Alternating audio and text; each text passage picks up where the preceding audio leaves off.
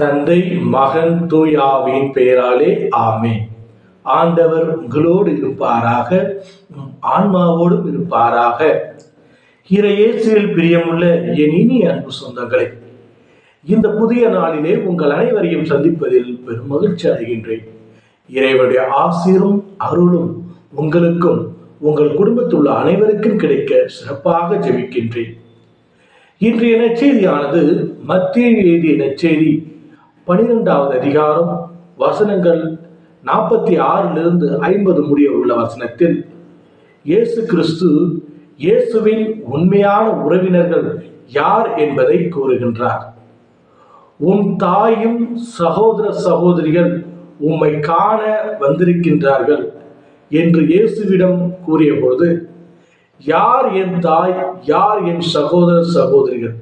யாரெல்லாம் இறைவார்த்தையின்படி நடக்கின்றார்களோ அவர்களே என் தாயும் சகோதரரும் சகோதரியும் ஆவார் என்று கூறுகின்றார்.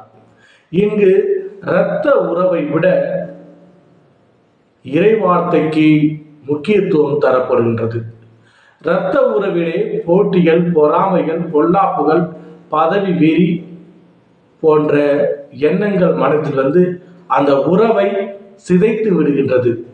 ஆனால் இயேசுவின் அன்பையும் அவருடைய வார்த்தையும் கொண்டு அடித்தளமாக கட்டப்பட்ட உறவுகள் எப்பொழுதுமே நிலைத்து நிற்கும். அதைத்தான் இயேசு கிறிஸ்து நற்செய்தியில் கூறுகின்றார். அவருடைய வார்த்தையை கேட்டு அதன்படி நடப்பவர்களே அவருடைய உண்மையான உறவினர்கள் என்று.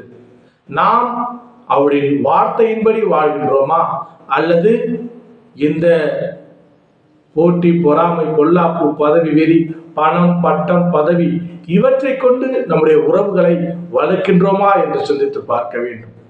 அன்புமிக்க இறை சொந்தங்களே, நாம் அனைவரும் இறைவனுடைய அன்பு பிள்ளைகளாக வாழ அவருடைய அன்பையும் அவருடைய வார்த்தையின்படியும் வாழ்வோம். அதன்படி நம்முடைய உறவுகளை இயேசுவோடு சேர்ந்து கட்டமைப்போம். அந்த உறவு நிலையானதாக இருக்கும், என்றும் அழியாது. அனைவருக்கும் இது ஒரு மாட்சியையும் அருளையும் தரும் என்ற நம்பிக்கையோடு இந்த புதிய நாளை தொடங்குவோம்.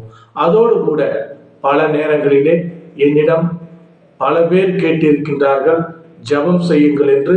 முக்கியமாக யாரெல்லாம் குழந்தை பாக்கியம் இல்லாமல் தவிக்கின்றார்களோ அவர்கள் அனைவருக்கும் குழந்தை பாக்கியம் கிடைக்க வேண்டும்.